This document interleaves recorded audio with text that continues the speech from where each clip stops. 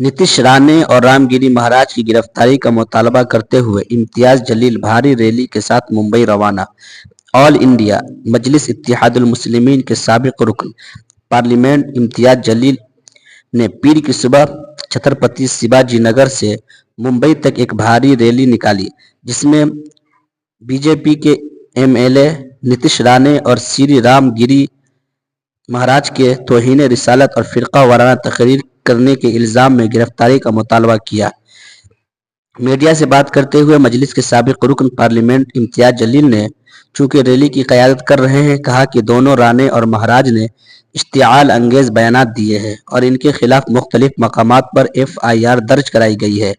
रियासती हुकूमत ने इन्हें अब तक गिरफ्तार नहीं किया, इनके खिलाफ कार्रवाई की जाए। इनके इश्तिआल अंगेज़ बयानात का मकसद रियासत में अमन को ख़राब करना है।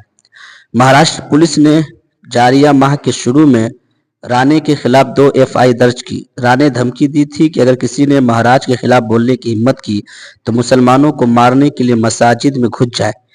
उन्होंने कहा कि जिस तरह राणे बार बार मुस्लिम कम्युनिटी के खिलाफ बयानात दे रहे हैं, ऐसा लगता है कि हुकूमत इंतखाबी फ़ायदा हासिल करने के लिए तशद्दुद को हवा देने की साजिश कर रही है। महावती इत्तेहाद लोकसभा में अपनी शिकस्त की परेशान है। अब वो चाहती है कि इंतखाबात के दौरान हिंदू मुस्लिम तशद्दुद का फ़ायदा हो। मुअज़्ज़ज़ नाज़रीन किराम, रैली के दरमियान मीडिया वालों से बातचीत करते मीडिया वालों ने सवाल किया जनाब इम्तियाज जलील साहब से कि आप ये सब इलेक्शन जीतने के लिए और MLA की सीट को हासिल करने के लिए कर रहे हैं। इम्तियाज जलील साहब ने क्या जवाब दिया, आप इस वीडियो के अंदर मुलाहिजा फरमाएं। विधायक आपको बनना है, लोकसभा चुनाव हार गए, अब विधायक बनना चाहते हैं, इसीलिए आप मोर्चा लेकर निकले हैं।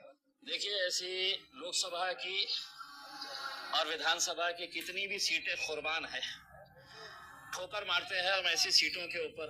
अगर हमारे नबी करीम सल्लल्लाहु अलैहि वसल्लम के खिलाफ अगर कोई गुस्ताखी करता है तो ऐसी इतनी हल्की राजनीति करने वाला शख्स इम्तियाज जलील नहीं है।